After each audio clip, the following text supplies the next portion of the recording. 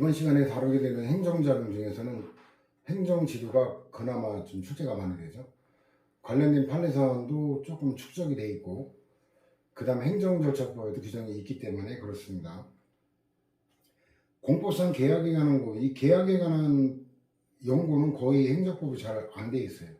계약은 물론 그 민법의 채권에서 가장 중요한 건데, 행정법 교수가 이제 계약에 관한 걸 이렇게 많이 연구하지를 않았어요. 다행히. 판례도 이렇게 많은 건 아니고. 근데 그 공법상 계약의 사례를 알면 권리구제는 당사자 소송으로 단일하게 연결되어 있기 때문에 그 사례만 알면 권리구제는 좀 단조로워요.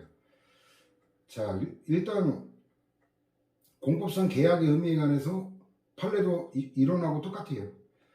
공법적 효과 발생을 목적으로 당연하죠. 사법적 효과 발생하면 이거 사법 계약이 되니까 대등한 당사자 사이에 이른바 비권력적이라는 게 보이죠. 의사표시 합치로 성립하는 공법행위. 자, 그 다음에 사법상 계약인데 이 국가를 당사자로 하는 계약에 관한 부분들이 주로 사법 계약이에요. 일부가 공법 계약이고. 그래가지고 그 판례 보면은 어쨌든 법률의 요건과 절차를 거치지 않고 체결한 국가 상인 간의 사법상 계약의 효력은 무효다. 이건 사법 계약이긴 한데 혹시 몰라서 일단 한번 다뤄봤고, 그 다음에 이 가능성에 가는 게 그 행정기본법의 규정이 있어요. 절차법이 아니라 행정청은 법령 등을 위반하지 아니하는 범위에서, 이게 법률호의죠. 법률호의는 전 영역에 다 적용되는 거죠. 행정 목적을 달성하기 필요한 경우에는 공법상 법률 관계에 관한 계약, 이게 바로 공법상 계약을 체결할 수 있다라는 법적 근거가 행정기본법이다라는 거. 그 다음에 문서주의죠. 계약의 목적 및 내용을 명확하게 적은 계약서를 작성하여야 한다. 의무로 되어 있고, 그 다음에 계약의 상대방을 선정하고 계약 내용을 정할 때 공법상 계약의 공공성과 제3자의 이해관계를 고려해야 된다. 뭐 내용이 뻔한데 그럼 공정하지 공공성을 고려하지 말아야겠어요? 이런 게 규정이 있다 없다가 더 출제 가능성이 있는 거고, 그 다음에 이제 종류인데 행정주체 상호간 큰 제목 정도 보면 돼요. 그 행정주체와 사인간만이 아니라 사인상호간에도 있다라는 게 디테일을 낼 건 그거죠. 공법적 효과이기 때문에 사인상호간에는 불가능하다. 뭐 이런 식으로 예상이 되는데, 이거 공무수탁 사인이에요. 그냥 단순 사인이 아니라. 그래서 그 행정주체 사인 간에, 그런데 여기 있는 건 1편의 법률관계에 봤죠. 예술단원, 언론, 의사, 이거 계약직 공무원이 옛날 용어로는 전문직 공무원이라고 했죠. 그래서 외우기 쉽죠. 그 다음 협의취득. 이 판례가 사법상 계약으로 다루는 거 알아둬야 돼요. 학설하고 달라요. 학설에서는 공법계약으로 다루는데, 그 다음에 그 실체법적 특성인데 법 적합성, 비권력적이니까 법률력은 적용되지 않지만 법률이 적용된다. 그 다음에 판례 사안 보면은 그 지방 전문직 공무원 채용계약에서 정한 채용기간이 만료한 경우 채용계약을 갱신하거나 채용기간을 연장할 것인지 여부는 재량이다라는 거 가볍게 보면 돼요. 그 다음에 계약의 절차 형식인데, 이게 뒤에서 다시 보게 될 거라 가볍게 여기서 보면 될 거예요. 이의부기가 처분 절차이거든요. 따라서 계약은 처분이 아니니까 이의부기 안 해도 된다라는 건데, 그 페이지만 잠깐 인용해주면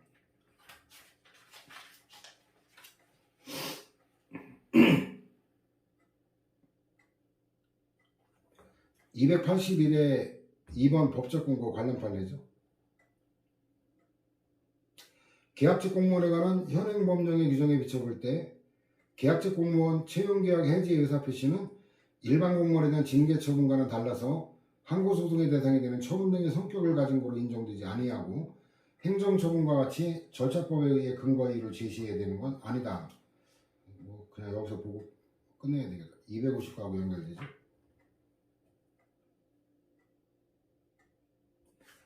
그 다음에 이것도 이론 배웠죠. 처분이 아닌 거는 유의 아니면 무의밖에 취소할 수 있는 건 안 된다. 그래가지고 저 판례는 좀 전에 봤죠?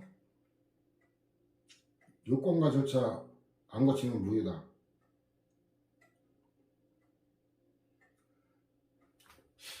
걔는 중국에서 실현하는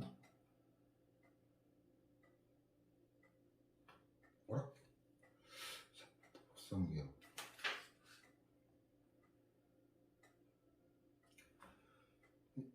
요거는 중복된 거고, 그 다음에 그 강행 규정이라는 거, 강행 규정 위반된 계획의 성립을 부정하거나 무효를 주장하는 거, 신의 측에 반하지 않는다. 이런 게 조금 헷갈릴 수 있어요. 왜냐면 자기가 합의를 해놓고 나중에 생각해 보니까 오, 이건 나한테 불리한 거네, 이러니까 이제 강행 규정 위반이라고 주장하는 게, 이게 금반원의 그 원칙이라고 해서 그 앞에 말한 말과 모순되는 말을 금하는 거. 앞에는 좋다고 해놓고 뒤에 문제를 제기하는 거, 금반원의 법리에 비춰볼 때 문제가 있거든요. 근데 신의칙에 반하지 않는다. 그러니까 이 신의칙과 강행 규정과의 관계가 판례가 좀 애매한 부분이 많이 있어요. 그래서 이거는 외워둬야 됩니다. 자, 사전 변경에 관한 관련 판례도, 이게 이제 좀 전에 봤던 피바다 사건, 국방 홍보원장 사건인데, 계속적 계약은 당사자 상호 간의 신뢰관계를 그 기초로 하는 것이므로 당해 계약의 존속 중에 당사자의 일반이 계약상의 의무를 위반함으로써 그로 인해 계약의 기초가 되는 신뢰관계가 파괴되어 계약관계를 그대로 유지하기 어려운 정도에 이르게 된 경우에는 상대방은 그 계약관계를 막바로 해제함으로써 효력을 장래향하여 소멸시킬 수 있다. 이 장기 계속 계약이, 이게 이제 신뢰관계가 더 중요한 거란 걸 상징인 거죠. 그냥 한 번 거래로 끝날 건 뭐 신뢰 문제가 크질 않죠. 이제 구체적 사실관계가 나오는데, 국방일보의 발행 책임자인 국방홍보원장, 이 국방일보 신문도 발행하고 국방홍보 영화도 제작을 하고 하는 건데, 채용된 자가 부하 직원에 대한 지휘감독을 소홀히 함으로써 북한의 혁명가극인 피바다에 관한 기사가 국방일보에 게재되어 사회적 물의를 야기한 경우 그 채용계약의 기초가 되는 신뢰관계가 파괴되어 채용계약을 그대로 유지하기 어려운 정도에 이르렀다. 그리고 좀 전에 봤지만 이유부기를 안 해도 적법이다. 이 세 가지 논점이 있는 건데, 이거는 납득하기 어려운 판례예요. 왜냐면 이게 뭐냐면 이 따옴표를 빠뜨려가지고 그런 거예요. 인용부호를. 그러니까 그 국방일보의 중간 제목, 큰 제목이 아니라 중간 제목에 김일성 주석이 창작한 뛰어난 작품인가? 뛰어난인가? 뭐 하여튼 우수한? 뛰어난? 훌륭한? 하여튼 이런 표현이었는데, 국방일보의 평가가 그렇다는 게 아니라 그런 평가가 있다는 걸 인용한 건데, 인용부를 붙이지 않음으로써 결과적으로 국방일보의 공식적 입장이 아닌가라는 논란이 제기됐던 거예요. 근데 더군다나 이거는 위임된 거기 때문에 국방홍보원장이 이런 중간 제목까지 다 일일이 확인할 권한도 없어요. 다 넘겨가지고. 이거는 구제를 해야 될 사안이에요. 그리고 기무사령부에서 대공 수사까지 했거든요. 혹시 공산주의 뭐 찬양 이런 거에 관한 혐의가 있나? 근데 아무 뭐 특이점 발견하지 못했거든요. 그래가지고 종결된 사건인데, 이게 조중동 쓰레기가 어디서 보도를 하면서 국회에서 또 뒤늦게 문제가 돼가지고, 이거는 좀 억울해요. 구제를 했어야 되는 건데, 어쨌든 뭐 판례는 공식적인 힘이 있는 거니까 외워둬야 될 거고.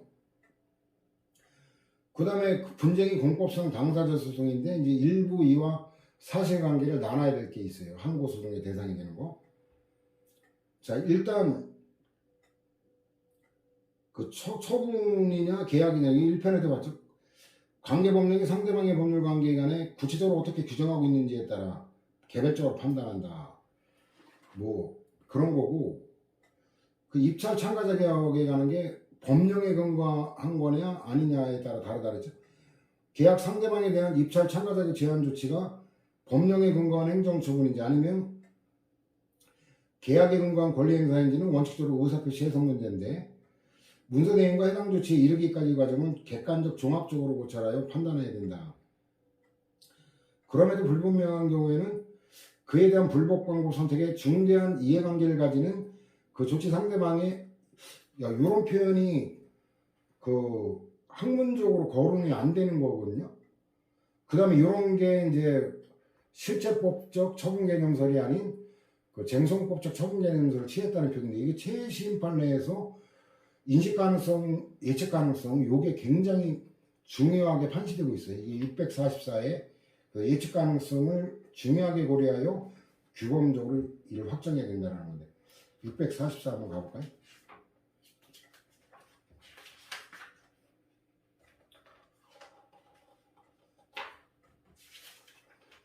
644에 가면 그 쟁송법적 처분 개념들이 맨 밑에 그거 있죠. 그 행정청회의가 처분에 해당하는지 불분명한 경우 판단하는 방법인데, 인식 가능성과 예측 가능성을 중요하게 고려하여 규범적으로 판단해야 된다. 260. 그래서 저런 표현 외워놔야 돼요. 인식 가능성, 예측 가능성. 아니 저게 처분하고 대상적 경우가 무슨 상관인가? 개념하고 논리에서 나올 수 없는 표지예요. 뭐 자다가 동창 두드리는 격인데 이런 거 외워둬야 됩니다. 그 다음에 뭐 공법상 계약이라는 거 알면 당사자 소송. 이 당사자 소송은 확인 소송과 이행 소송 두 가지를 다 성질을 갖고 있거든요. 자, 그래서 당사자 소송으로 무효확인을 구하는 경우, 항고 소송으로 무효확인 소송을 제기하는 경우 요건이 다르다는 걸 뒤에 가서 앞에서 잠깐 나왔는데 뒤에 가서 또 봐야 될 거고. 그 다음에 여기 중소기업기술정보진흥원장이 갑 주식회사와 중소기업 정보화 지원사업 지원 대상의 사업에 지원에 관한 협약을 체결했는데, 협약이 갑 회사에 책임이 있는 사업 실패로 해지되었다는 이유로 협약에서 정한 대로 지급받은 정부 지원금을 반환할 걸 통보한 사안인데, 협약 해지 및 그에 따른 환수 통보는 행정청이 우월한 지위에서 행하는 공권력 행사로서 처분에 해당한다고 볼 수 없다. 이게 이제 그 성질이 협약이 이제 공법계약 계약이라는 거고, 그 다음에 법령의 근거도 없다라는 건데, 이거 뭐 법령의 근거가 있는지 없는지 이거는 뭐 어차피 외워야 될 거니까 그냥 이건 결론을 외워두세요. 그 다음 5번은 당연한 결론이고. 근데 이거와 나눠진 사안이 있죠. 그 항고소송의 일종인 무효확인 소송, 여기는 확인의 이익을 요하지 않아요. 근데 당사자 소송에는 이거 확인의 이익을 요한다는 거, 되게 중요한 논점이거든요. 지방자치단체와 채용계약에 의해 채용된 계약직 공무원이 그 계약기간 만료 이전에 채용계약 해지 등의 불이익을 받은 후에 계약기간이 만료된 경우 채용계약 해지 의사표시에 무효확인을 위한 소외이익이 없다. 근데 722에 항고소송에는 전원합체 판결로 요하지 않는다. 별도의 거를 그 파기를 했거든요. 옛날 판례를. 722에 가면 맨 밑에 판례 법률상 보호이익설이지 추가적으로 보충성 추가적으로 요하지는 않는다. 즉시 확정의 이익 이런 걸 요하지 않는다. 이게 260하게 온 거죠. 전환합의체이기 때문에 굉장히 출제가 많이 되는 쟁점이에요. 그 다음에 항고소송에 예외가 있죠. 공법상 계약의 체결 여부 또는 상대방 결정 있죠. 요런 게 처분에 해당하는 게 많다. 일본은 상대방 결정이잖아요. 그 민간 투자 시설 사업 시행자 지정, 이건 계약 상대방 결정이죠. 처분이다라는 거. 그 다음에 산업단지 입주 계약의 해지 통보는 행정처분이다. 이거 외워야 돼요. 아까 저기 4번 판례 있죠. 위에 협약의 해지. 근데 이건 논리적으로 참 구별하기 쉽지가 않아요. 외워둬야 돼요. 사안별로. 그 다음에 지방계약직 공무원에 대해 지방공무원법 등에 정한 징계 절차에 의하지 않고 보수를 삭감할 수 없다. 이거는 이제 지방계약직 공무원의 경우는 징계 처분하고 다르죠. 계약이기 때문에. 따라서 이제 예를 들어 파면해임은 징계 처분으로 처분인데, 해촉 이거는 처분이 아니거든요. 근데도 징계 처분하고 같이 징계 절차에 의해야 된다라는 거. 이거 외우지 않으면 안 돼요. 그 다음에 그 지방공무원법의 징계 가능 규정에 따라 징계 처분을 할 수 있다. 이것도 논리적으로 그렇게 뭐 명확한 판례가 아니기 때문에 외워둬야 되고, 행정사법은 뭐 사법관계이기 때문에 전화가 있게야 이거 처분이 아닌 사법관계다. 뭐 나머지는 여러분들 읽어보면 됐고, 그 다음에 사실행위 처분성인데 권력적 사실행위 인정하죠. 단수라고 하는 거는 수두로 강제로 끊어버리는 거죠. 체납 처분에 대한 압류 처분, 이것도 강제 집행이니까 강제자 들어가니까. 교도소 재소자 이송 조치, 이것도 강제로 옮기는 거니까. 그러니까 수감 및 포송 사용, 이것도 강제로 하는 거죠. 뭐 외우지 않아도 권력적이라는 거 당연히 알 수 있죠. 비권력적 사실행위 부정인데 이거는 좀 일부 외워야 될 게 있어요. 인사발령은 정년퇴직, 이거는 정년퇴직은 이거는 당연퇴직이에요. 당연퇴직. 당연퇴직이라는 건 인사발령 없어도 당연히 퇴직된다는 거고, 당연히 퇴직돼 있다는 걸 사실상 알려주는 거다. 해석이 가능해. 이거는 임용결격자, 이것도 무효라고 그랬잖아요. 1편에 신뢰보호 때 봤죠. 당연무효이라는 거 사실상 알려준 거지, 이거에 의해서 그 신분을 박탈당하는 건 아니죠. 그 다음에 뭐 그럴 계획이 없다, 그냥 단순한, 저것도 어느 정도 해석이 되고, 원처분에 대한 형성적 취소 재결이 확정된 후 처분청이 원처분에 대한 취소 처분, 이것도 해석이 돼요. 왜냐면 취소 재결이 형성 재결이잖아요. 그럼 취소 재결이 나면 원처분은 바로 소멸하는 거예요. 소멸된 걸 소멸시키는 건 법적 의미가 없는 사실상의 그거죠. 학문적으로서 행정행위가 아니다라는 거예요. 행정의 취소가. 그 다음에 그냥 사실상 발급하지 않겠다는 거 미리 통보한 거. 그 다음 반복된 그 철거명령 계고가 이게 처분이 아니다. 1차만 인정해요. 그 다음에 공무원연금법령의 개정사실, 이거는 뭐예요? 개정됐다는 사실을 알려준 거죠. 그래서 지급정지 대상자가 되었다는, 이거는 권리와 무관한 거죠. 이미 법령에, 개정법령에 효력 발생과 동시에 이렇게 돼 있는 거지, 이거로 인해 권리를 침해하는 건 아니기 때문에. 그 다음에 여기 구별할 게 소득 귀속자, 이게 이제 봉급생활자죠. 소득 귀속자에 대한 소득금액 변동통지, 얘는 소득세 부과 처분을 다투면 되기 때문에 실익도 없고 뭐 그렇다는 놓은 건데, 근데 법인에 대한 거는 처분이에요. 그러니까 이거는 세법의 배경 지식은 너무 전문적이고 어려워서 저도 이해를 못하고, 여러분들도 그것까지 고민할 건 없고, 그냥 쉽게 말하면 실제 돈은 내가 내지만, 내 돈이지만 국가의 관계는 원천 징수 의무자인 법인, 회사하고 국가가 직접적 관계지, 그 원천 납세 의무자, 이 소득 귀속자하고 국가는 한 단계 걸친 간접적 관계예요. 그래서 그런 논리로 보면 돼요.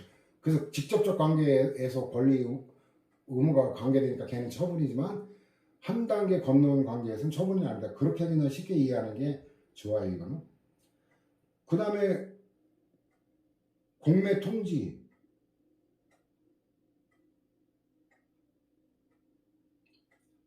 공매 통지? 이거 내가 헷갈리네. 공매 통지. 공매 통지. 단순한 처분 요건으로 본 건가? 이건 한번 확인해 봐야겠네. 이게 파기가 된 게 있는데.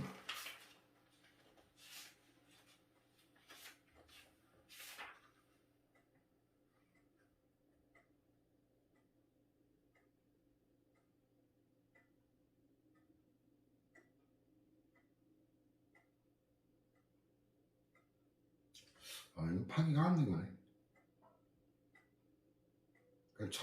처분의 절차적 요건이 불가하다. 그렇게 본 것 같네요. 순간 제가 착각을 했는데.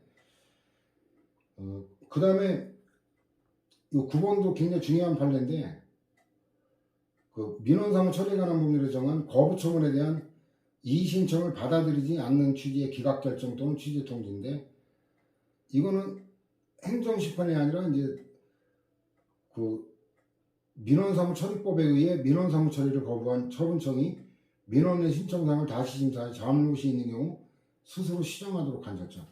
요거 지난번에 봤죠. 그 산업재해보상보험법상 심사 청구가 내부적인 시정 절차에 불과하다. 그죠? 이건 뭐냐? 행정심판이 아닌 그런 거다라는 거죠. 이 행정심판에 해당하는 이의신청하고 아닌 거, 그거 관련된 논점이에요. 그 다음에 그 국민건강보험공단이 갑등에게 직장가입자 자격상실 및 자격변동 안내 통보, 이게 안내자 나오는 거는 단순 사실행위, 유형화된 거예요. 그 밖에 사실행위인데, 뭐 우리가 이제 이론적으로 물리적 사실행위라고, 단순 육체적 노동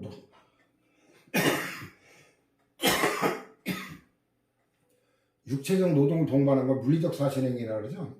나무 심는 거, 측백나무 식생이, 이게 최근에 출제가 됐는데 아주 옛날 판례인데 참 희한해요. 이건 어떤 교과서에도 실려있지 않은 판례인데,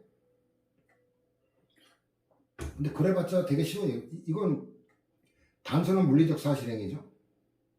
그 다음에는 두 가지 논점이 나눠지는 건데, 군수가 대리경작자로 지정한, 이거는 이제 영농권이라는 권리를 부여하는 거니까 이건 처분이에요. 근데 이게 다 결정이 된 다음에 그에 따라 읍면장이 영농세대 선정행위는 이거에 의해서 선정효과가 발생하는 게 아니라 이미 선정돼 있는 거를 단순하게 전달, 통지한 거에 불과하다, 이렇게 해석하면 나눠져 있는 거예요. 그 다음에 국가보훈처장의 서훈추천서의 행사 불행사, 이 과거의 역사적 사실관계 정보나 공법상 구체적 법률관계가 아닌 사실관계에 관한 것들을 확인을 대상으로 하는 것이거나 단순한 부작위를 대상으로 한다. 이게 홍범도 장군 관련된 사건인데 598에 자기무확인 소송 부정한다, 그 논점으로도 등장하는데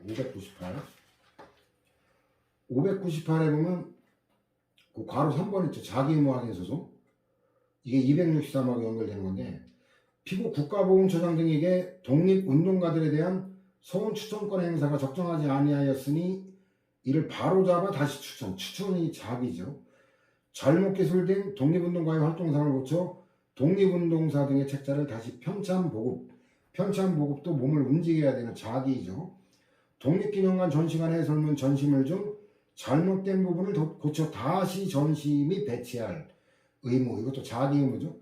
이와 같은 자기 의무가 있음을 확인을 구하는 청구는 자기무확인 소송으로 항고소송 대상이 아니다라는, 이게 무명항고소송에 관한 건데, 이게 그 홍범도 장군이 엄청난 질주종가를 올렸죠. 그 홍범도 장군의 봉오동 전투, 그죠? 근데 이제 그 이후에 얼마 있다가 김자진 장군이 청산리 전투를 승리로 이끌었다고 잘못 배웠죠, 우리가. 근데 객관적 진실은 뭐냐면 청산리 전투의 주역도 홍범도 장군이에요. 홍범도 장군이 부대가 이끄는 부대원이 1,400명 정도였고 김자진 장군은 400명인가 600명인가 이거밖에 안 됐어요. 그리고 거기 일본군에게 포위돼가지고 거의 다 전멸할 위기에 처했는데 홍범도 장군의 지원군이 도착하면서 포위망을 뚫고 나올 수 있었던 거거든요. 그러니까 공적이 누가 더 커요? 김자진 장군이 아니라 그 홍범도 장군의 공이 훨씬 큰 거예요. 그 바로 잡아서 재평가해야 된다는 건데, 안타깝지만 그건 역사학계에서 할 일이지 판결로 해결할 일은 아니다. 뭐 결국 각하된 사건이에요. 그 다음에 건설부장, 이것도 이제 물리적 사실인 경계 측량 표지 설치, 단순 노동이죠. 그 다음에 추첨, 이것도 그냥 물리적 사실행위라고 보면 돼요. 이 추첨 자체가 직접 권리와 관계되는 건 아니라고 봤어요. 그 다음에 또 단순 사실행위죠. 지적공부 정리한 성과검사, 단순 사실행위라고 보는 거예요.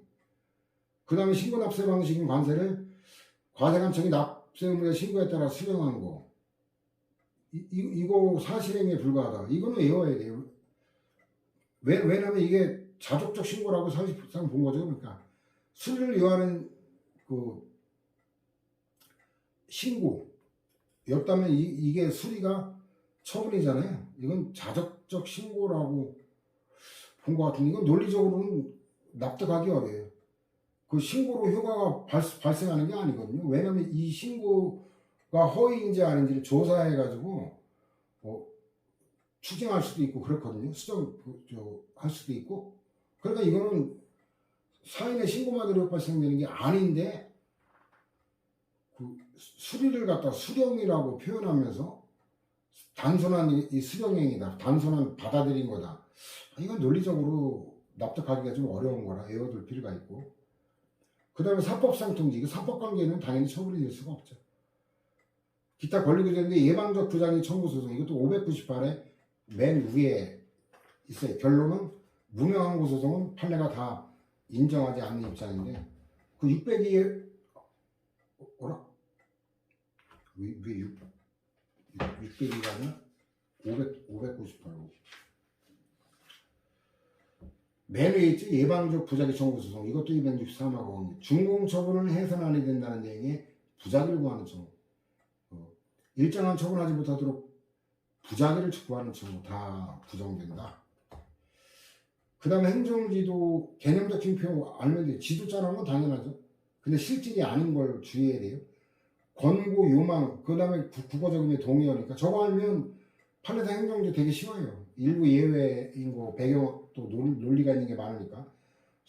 지도 짜는 세무지도 공장 입지 변경 권고. 이거 권고자 나오는 거 일단 근데 권고자 나오는 것 중에 성희롱 결정 이런 거 사용권장 이런 거는 처분이 아닌 건 이거는 음미를 해야 돼요. 별도로 그럴 거고. 요망 요청 요구. 근데 여기도 방송통신심의위원회 시정 요구는 항고성 대상이다. 그래서 뒤에 처분성 관련해 가지고 안 해놨나? 안 해놨네. 이런 핵심 정리라. 그러면 조금 음미를 해봐야겠는데. 국가인권의 성희롱 결정 실형지공 단순 공고가 아니에요. 성희롱 결정 이렇게 되면 가해자 피해자를 인사상 분리 조치를 해야 되고 손해배상 책임, 재발 방지 교육 여러 가지 의무가 뒤따른다라는 거 상식으로 알 수 있잖아요. 성희롱이 이거 꼭 범죄는 아니거든요. 성희롱은 광의 개념이에요. 꼭 성범죄가 범죄가 되지 않은 것까지도 언어적인 이런 것까지도 강제추행은 신체적 접촉이 있어야 되거든요. 근데 언어적 이런 경우는 강제추행은 안 돼도 성희롱이 돼요. 그래서 성희롱은 범죄 성범죄보다 더 넓은 개념이다. 일단 그렇게 알면 되고 이 성희롱에 관한 거는 변호사한테도 중요한데 이 성희롱에 관한 거는 이제 그 여성가족부에 굉장히 주의하는 업무 중에 하나죠. 며칠 전에 또 신당역에서 입사 동기 완전히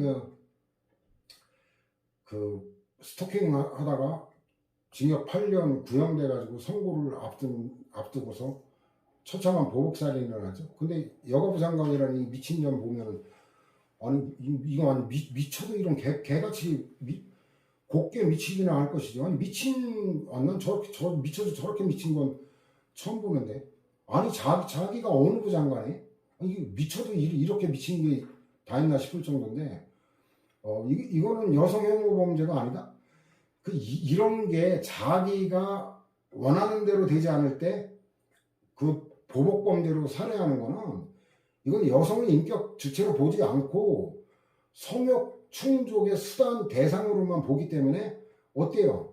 그 소유욕 이런 데서 나온 여성을 무시하고 혐오하는 그런 심리에서 나오는 거예요. 여성을 인격적인 주체로 존중하면 그 구애를 했다가도 어때요?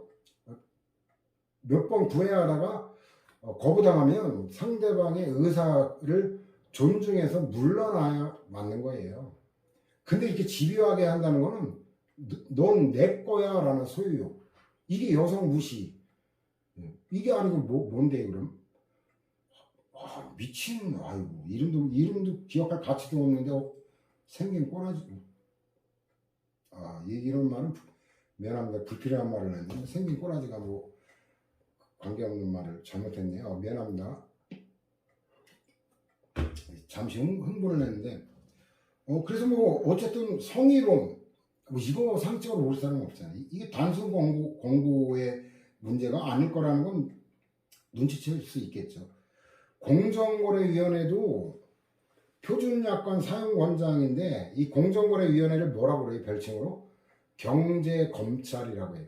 권력기관이에요. 엄청나. 근데 지금 이제 윤석열 정권 들어가지고 역시 공정거래위원회 기능 축소하고 지금 난리도 아닌데 나중에 5년을 어떻게 감당하려고 그러나. 참 이 정권 참 정권만이 아니라 국가 말아먹게 생겼어요 지금. 참 무식해도 저렇게까지 무식한. 그 다음에 요망 요청 요구 중에도 방송통신심의위원회도 여기도 엄청난 권력기관이에요. 근데 오히려 6번이 헷갈리는 거예요. 6번이 헷갈리는 거예요. 근데 헷갈리는데 그냥 수험 기술적인 거는 다 무시해버리고 이 대부분이 행정지도로 처분이 아닌 거니까 뭐라 정리하고 그냥 아닌 것만 음미하면 돼요. 아닌 것만. 자, 그다음 경고인데 일단 경고자가 사실상 경고로 끝나는 거. 이건 가볍게 보면 되는데 이것도 좀 밑줄을 시켜요. 4번 부정사례 4번 문책 경고장 상당. 요거는 정식 문책 경고가 아니라 그런 거예요.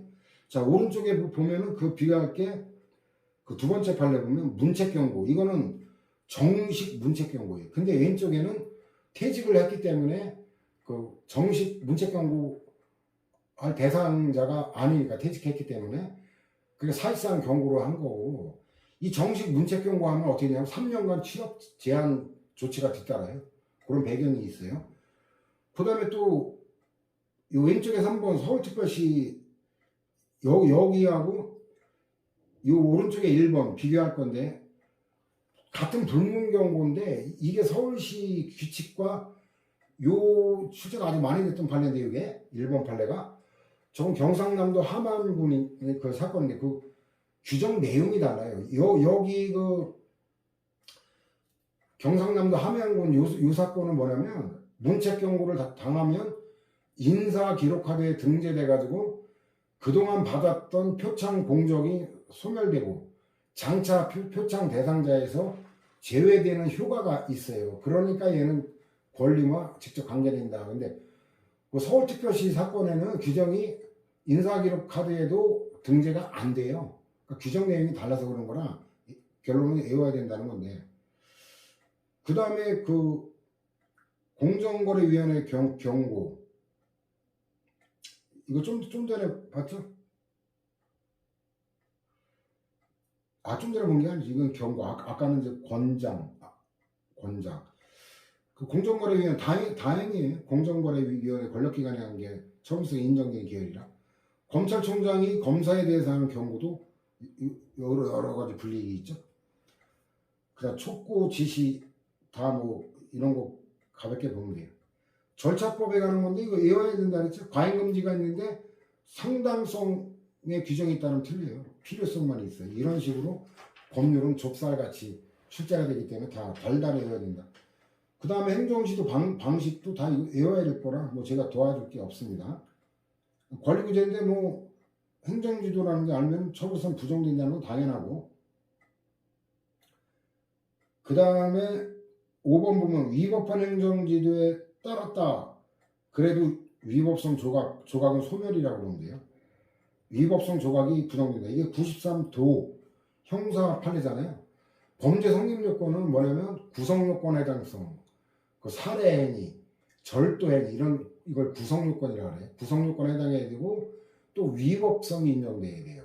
적법한 거는 범죄가 안 돼요. 위법성, 그 다음에 책임성, 그 범죄를 저지르지 않도록 그 기대의 가능성이 있어야 되는데 이 세 가지 요건인데 어쨌든 손해정보 직무행위에 해당해요. 광의설. 그 공법작용만이 아니라 사경제 작용까지도 포함하거든요. 되게 이거 딴 생각했네. 공법 행위이면 권력적인 것만이 아니라 그 비권력적인 것까지 포함하는 광의설이 통속 판례예요. 뭐 452에 보면 그 직무행위 범위 나오죠. 맨 위에 공권력 작용만이 아니라 비권력적 공행정작용, 행정지도도 비권력적이지만 공적인 거잖아요. 여기 포함된다. 판례도 마찬가지죠.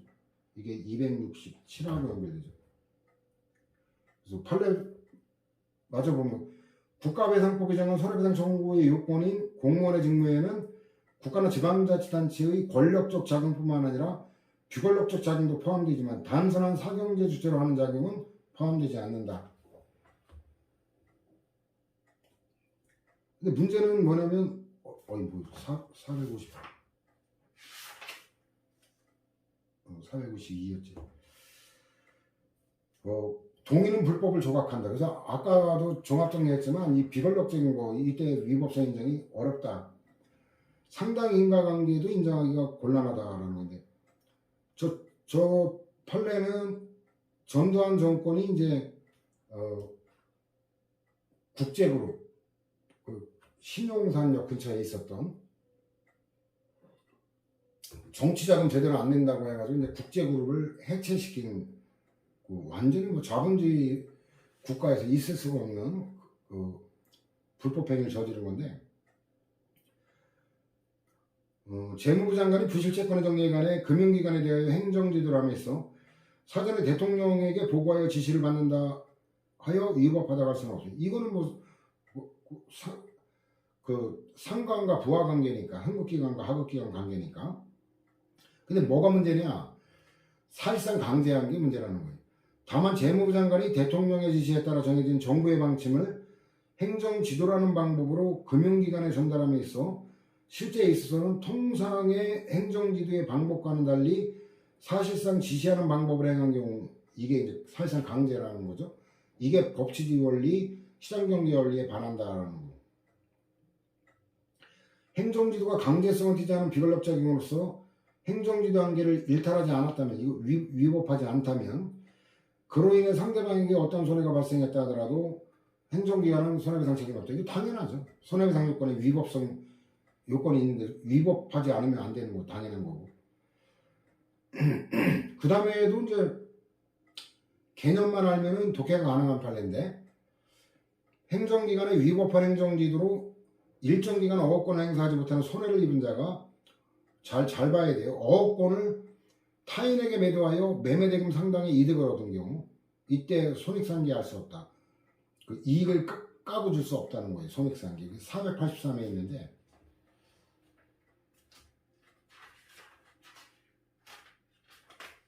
(483에) 보면 매매 손익상계 있죠.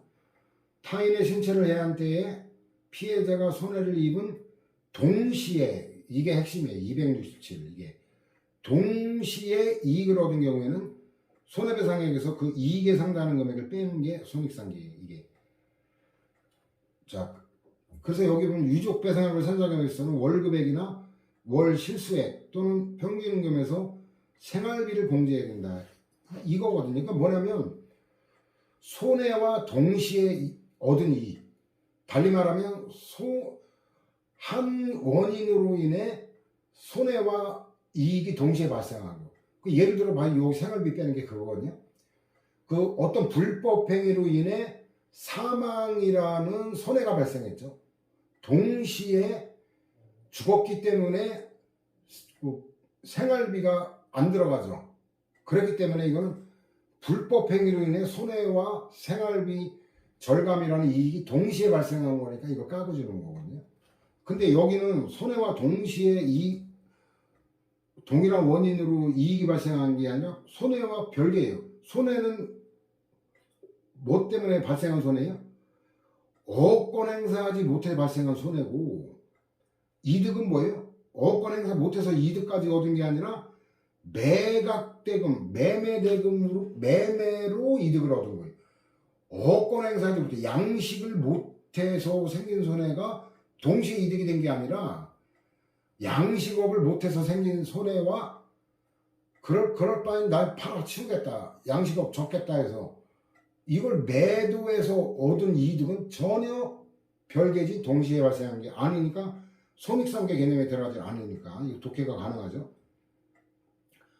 그 다음에 위법한 행정지도로 상대방에게 일정 기간 어업권을 행사하지 못하는 손해를 입힌 행정기관이 어업권 및 시설에 대한 보상 문제는 관련 부사의 협의 및 상급기관의 질의, 전문기관의 자료에 의해 처리해야 하므로 처리기관이 지연되면 양도해달라는 취지의 공문을 보낸 사항만으로 자신의 채무를 승인한 거로 볼 수 없다. 이거는 뭐냐면 소멸시효 중단 사유가 아니다.